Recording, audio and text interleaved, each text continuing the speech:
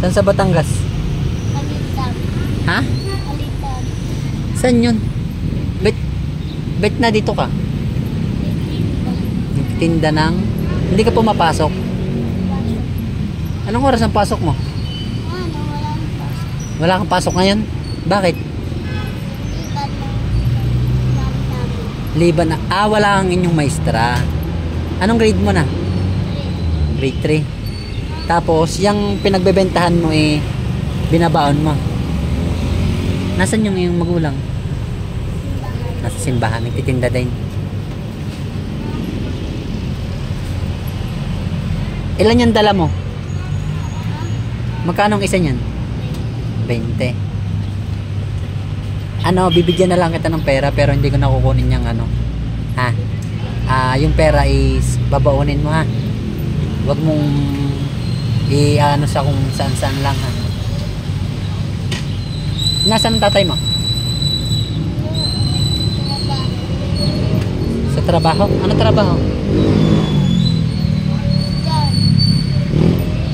Tapos, ilang kayo magkakapatid? Dalawa. 2 lang. Sino mas matanda? Mas matanda. Ilang taon na yung kapatid mo?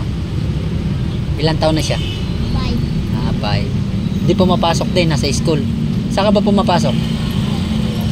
Sa Batangas? Saan ba yung Batangas? Ha? Dito? Malayo pa? Eh paano ka papasok bukas? 5 araw walang kami pasok. 5 araw kayo walang pasok. Di yung ibibigay ko sa'yo, hindi mo na pala mababaon. Ibili mo na lang ng pagkain. Ha? Bibigyan kita. Tapos, anong pagkain ang bibilin mo? Nagalmusal ka na? Ha? Nagalmusal ka na? Anong kinain mo? Tinapay. Kape. Ha? Tinapay. Tinapay at saka kape? O sige. Bibigyan kita ng pera tapos bibili mo ng pagkain mamaya ha. Hindi ko na kukunin ng iyong ano. Hindi ko na kukunin.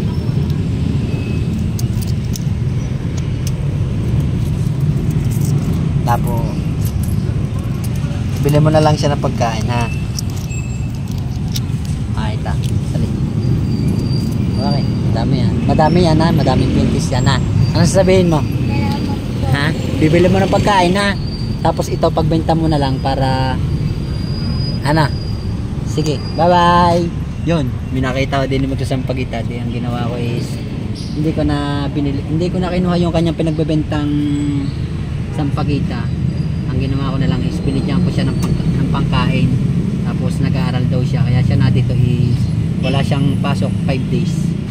So paano yun? Nakatulong na tayo sa isang bata. Tapos siya paano? Bahala na kayo ha.